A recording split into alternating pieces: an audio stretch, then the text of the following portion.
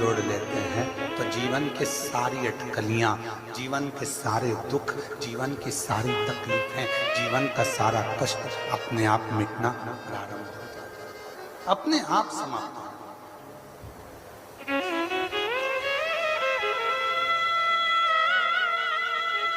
थोड़ा बहुत यदि अब कथा देखिए,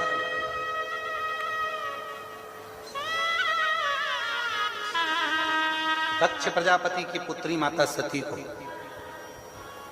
शादी होते से ही शिव जी कथा सुनाने लगा।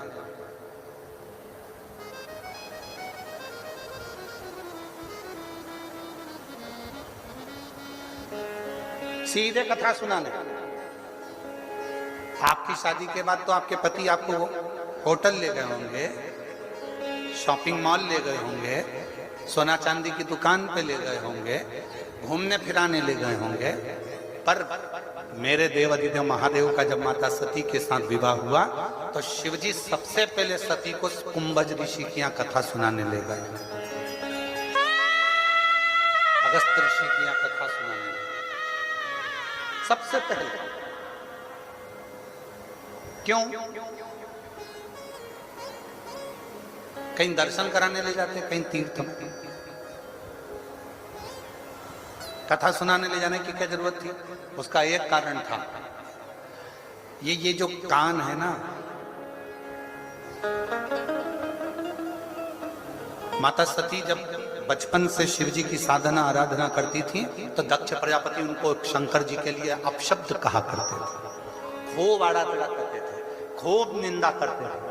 दक्ष प्रजापति भी निंदा करते थे, माता सती की बहनें भी निंदा करती थी शिव जी की। वो निंदा जो सती माता के कानों में भरा चुकी थी, उस निंदा के रस को शंकर भगवान सबसे पहले बाहर निकालना चाहते थे, इसलिए कथा सुनाने के लिए ले गए कि ये रस निंदा का बाहर निकल जाए। जब निंदा बाहर निकल जाएगी तो तू मेरी हो जाएगी, फिर संसार सागर तुझे ठीक नहीं दिखेगा,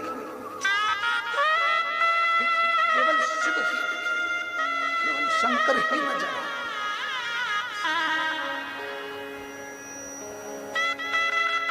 तुझे कोई दूसरा नजर नहीं आएगा, कोई दूसरा तुझे नहीं दिखेगा, दिखेगा तो केवल शिव ही दिखेगा, दिखेगा तो केवल शंकर ही दिखेगा। शिव माता सती को कथा सुनाने के लिए, माता सती को। और देखो कितनी सुंदर बात है, अगस्त ऋषि कथा कर रहे हैं,